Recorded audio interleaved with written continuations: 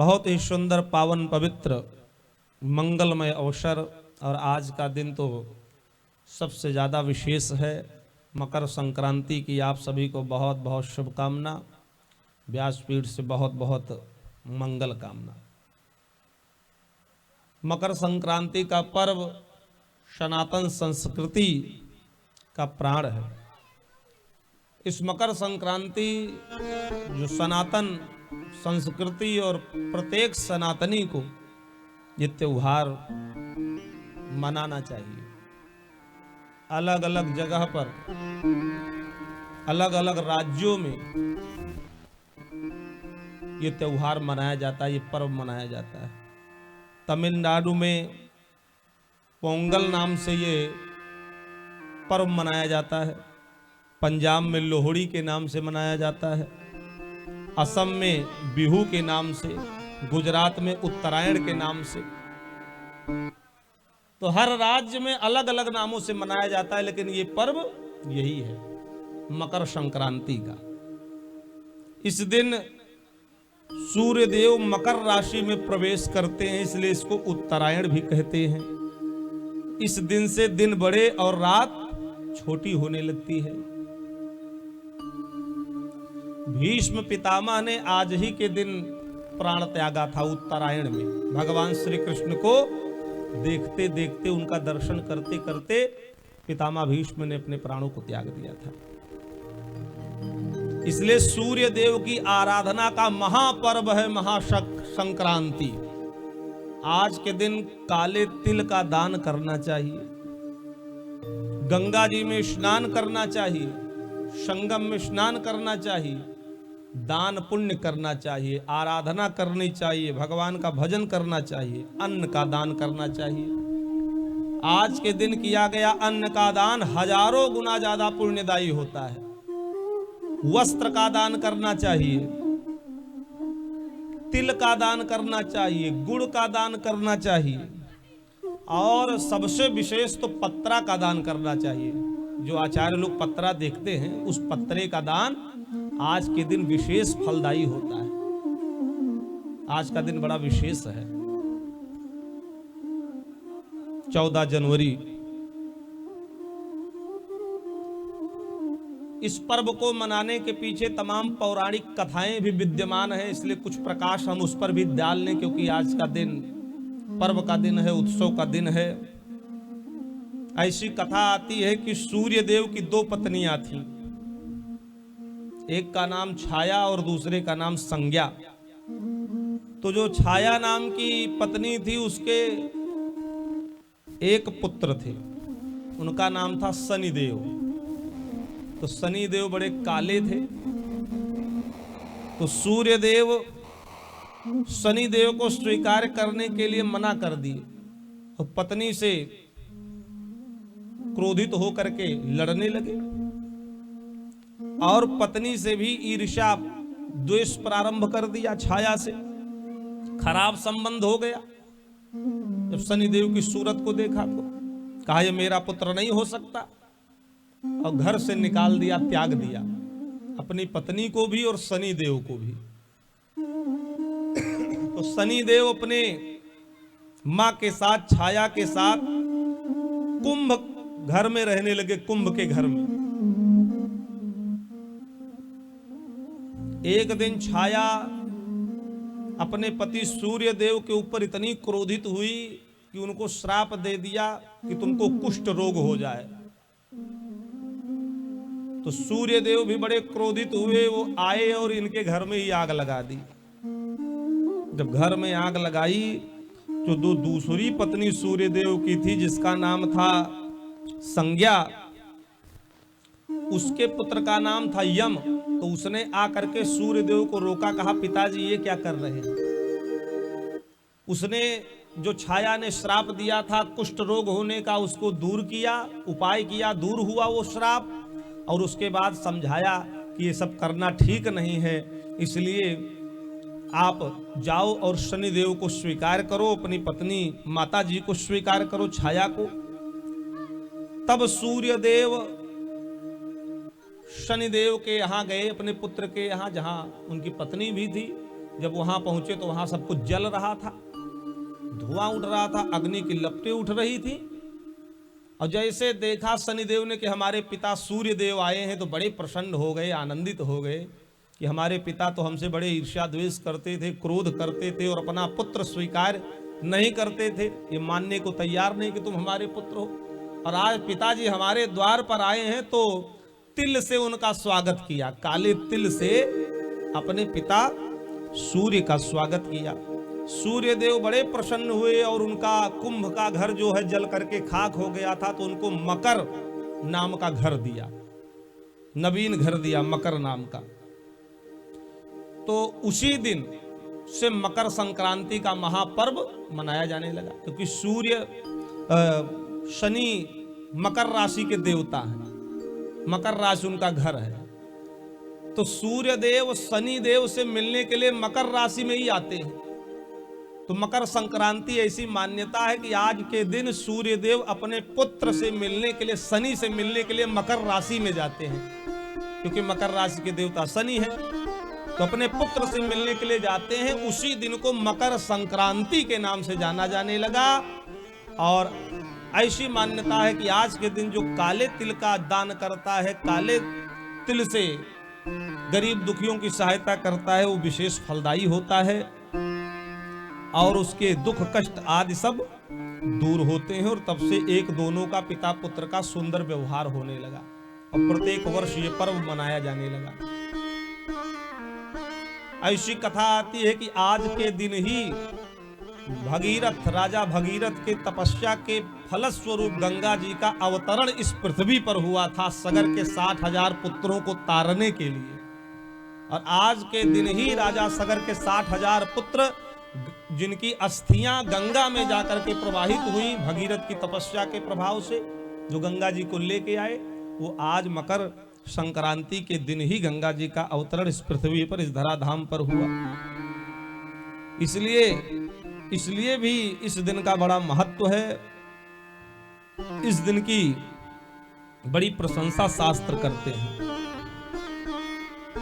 आज के दिन भगवान का भजन, सूर्य देव की आराधना, सूर्य के निमित्त दान पुण्य आदि करना चाहिए। तिल और गुड़ का भी बड़ा महत्व है।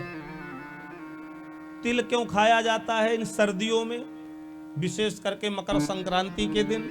गुड़ क्यों सेवन किया जाता है? क्योंकि सर्दी का महीना चल रहा है, कई दिनों तक धूप नहीं निकलती है, कोहरा छाया रहता है, बदली छाई रहती है।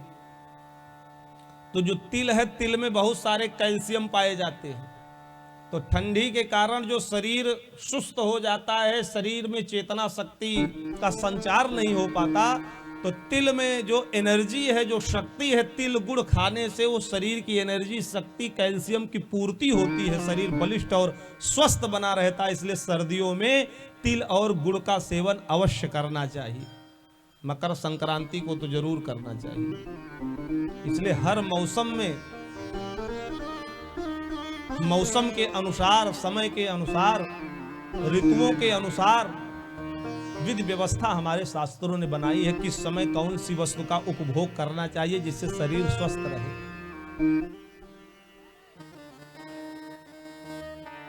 बसंत का प्रारंभ होता है,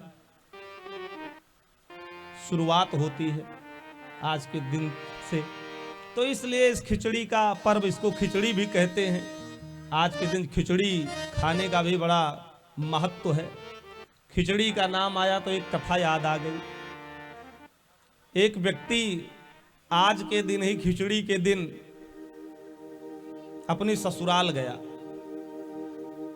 तो ससुराल जब पहुंचा तो सासू जी थोड़ा उनकी वृद्ध थी, बीमार रहती थी, तो खिचड़ी बनी थी। खिचड़ी बनी तो, और दामाद जी के लिए अलग व्यंजन बना हुआ था, अलग पकवान बना हुआ था। तो दामाद जी ने पूछा, भाई ये माता जी क्या खा रही हैं? तो घर वालों ने कहा, माता जी के लिए खिचड़ी बनी हुई है, और हमारे लिए कहा आपके लिए तो बरहो व्यंजन बना हुआ है, पकवान मिष्ठान बना हुआ है। तो उन्होंने कहा, नहीं, आज ऐसा है कि जो दादी जी खा रही हैं, माता जी जो खिचड़ी खा रही हैं, यही खिचड़ी हमारे लिए भी बनाओ, हम भी खिचड़ी खाएंगे। तो घर वाले बड़े प्रसन्न हुए, चलो भाई दामाद जी आए हैं, अगर इनकी इच्छा है खिचड़ी खाने की तो खिचड़ी ही बन जाए। बढ़िया सुंदर खिचड़ी बनी और घी की मात्रा थोड़ी ज्यादा उसमें डाल पड़ गई, गाय का देसी घी पड़ गया तो खिचड़ी का और महत्व बढ़ गया और स्वादिष्ट हो गई। और जब खिचड़ी खाए तो मन को भा गई, कभी खाए नहीं थे खिचड़ी। जब चलने लगे तो कहा भाई इसका नाम क्या है जो हमको खिलाया इतने प्रेम से? तो घर वालों ने कहा इसका नाम है खिचड़ी। तो कहा अब याद करके चलूंगा, अपनी माँ से पत्नी से बताऊंगा भाई खिचड़ी बनाओ। तो चल दिए। पहले पैदल, कोई सवारी तो थी नहीं, कोई साधन तो था नहीं, पुरानी कथा है। तो खिचड़ी खिचड़ी खिचड़ी खिचड़ी करते हुए घर से निकले। जा रहे थे तो विस्मृत हो गया, थोड़ा शब्द लड़खड़ा गया, भूल गए। और जब भूले तो खिचड़ी की जगह हो गया उड़चिड़ी, खाचिड़ी। खिचड़ी की जगह क्या हुआ? खाचिड़ी खाचिड़ी खाचिड़ी, यही कहते हुए जाने लगे। आगे देखा तो गांव वाले खेत की रखवाली कर रहे थे, चिड़ियों को उड़ा रहे थे, ये कहता जा रहा था खाचिड़ी खाचिड़ी खाचिड़ी। तो गांव वालों ने सोचा महामूर्ख है, यहां सब सारे पशु पक्षी हमारी फसलों को खाए जा रहे हैं, नुकसान कर रहे हैं, नष्ट कर दे रहे हैं, ये कह रहा खाचिड़ी खाचिड़ी। तो गांव वाले आए, उसकी खूब कुटाई की, मारे। तो कहा भैया काहे मार रहे हो? तो कहा मारे ना तो क्या करें, हम यहाँ रखवाली कर रहे, तुम करो खाचिड़ी खाचिड़ी। तो कहा फिर क्या करें? तो कहा कहो उड़चिड़ी उड़चिड़ी उड़चिड़ी। तब उड़चिड़ी उड़चिड़ी करते हुए चला तो एक जगह बहेलिया जो है वो चिड़ियों को फंसाने के लिए जाल पे दाना बिछाया था, चिड़िया आकर के फंसेंगी। और ये कहता जा रहा उड़चिड़ी उड़चिड़ी उड़चिड़ी। बहेलिए ने सोचा सुबह से शाम हो गई, कोई पक्षी फंसा नहीं है, कह रहा उड़चिड़ी उड़चिड़ी। तो बड़ा क्रोधित हुआ और पकड़ करके खूब मारा इसको। तो कहा भैया क्या कहें? तो कहा कि कहो आते जाए फंसते जाए, आते जाए फंसते जाए। कहा ये कहते हुए जा। अब ये कहते हुए आगे बढ़ा, आते जाए फंसते जाए, आते जाए फंसते जाए। कुछ दूर पहुंचा तो कुछ चोर लोग चोरी करने के लिए जा रहे थे और ये कहता हुआ जा रहा था आते जाए फंसते जाए, आते जाए फंसते जाए। चोरों को लगा महामूर्ख आदमी है, आज हम चोरी करने का प्लान किए और पहले ही अशुभ बात बोल रहा है, आते जाए फंसते जाए, इसको तो मारना पड़ेगा। दौड़ करके आए चोर लोगों ने उसको घेर करके खूब मारा। तो कहा महाराज काहे मार रहे हो? तो कहा मारे ना तो क्या करें, हम चोर आदमी हो, तुम चिल्लाते जा रहे हो आते जाए फंसते जाए, तुम हमको फंसाना चाहते हो, जेल में बंद कराना चाहते हो। तो कहा फिर क्या कहें? तो कहा कहो ले ले आए और धर धर जाए, ले ले आवे और धर धर जाए। कहा ऐसे कहते हुए जाओ। अब ऐसे कहते हुए आगे बढ़ा, ले ले आवे धर धर जावे, ले ले आवे धर धर जावे। तो किसी का नौजवान बेटा मर गया था, अंतिम यात्रा निकली थी, सब बड़े दुख में थे, बड़े कष्ट में थे, सब रो रहे थे, बिलख रहे थे। ये कहते जा रहा था आते जावे ले ले आवे धर धर जावे, ले ले आवे धर धर जावे। तो एक तो पहले से ही कष्ट का पहाड़ टूटा था परिवार पर, दूसरा कह रहा है ले ले आवे धर धर जावे। तो घर वाले बड़े क्रोधित हुए, इतना एक तो हमारे ऊपर ऐसे ही कष्ट का दुख का पहाड़ टूटा, दूसरा कह रहा है ले ले आवे धर धर जावे। तो घर वालों ने मिल करके उसको खूब मारा, बल भर मारा। कहा महाराज काहे मार रहे हो? तो कहा मारे ना तो क्या करें, इतना बड़ा कष्ट भगवान ने हमको दे दिया और तुम कह रहे हो ले ले आवे धर धर जावे, हमारा नौजवान बेटा मर गया, तुम ऐसा अशुभ बात बोल रहे हो। तो कहा फिर क्या कहें? तो कहा ये कहो कि ऐसा किसी के यहाँ ना हो, ऐसा किसी के यहाँ ना हो। तो वो रटते हुए चलने लगा, ऐसा किसी के यहाँ ना हो, ऐसा किसी के यहाँ ना हो, ऐसा किसी के यहाँ ना हो। ये कहते हुए जा रहा था तो एक शादी हो रही थी, विदाई का कार्यक्रम हो रहा था, लोग विदाई में लगे थे। कह रहा था ऐसा किसी के यहाँ ना हो, ऐसा किसी के यहाँ ना हो। परिवार वालों ने सुना कि इतना मांगलिक कार्यक्रम, विवाह का कार्यक्रम, विदाई का कार्यक्रम हो रहा, कह रहा है ऐसा किसी के यहाँ ना हो। तो उन घर वालों ने भी क्रोध में आकर के उसको मारा पीटा। तो कहा भैया फिर क्या कहे? कहा ऐसा सबके यहाँ हो, ऐसा सबके यहाँ हो, ऐसा सबके, ऐसा कहते हुए जाओ। तो यही कहते हुए धीरे धीरे घर भी नजदीक आ गया था, उसका घर पहुंचा किसी तरीके से एन केन प्रकारेण।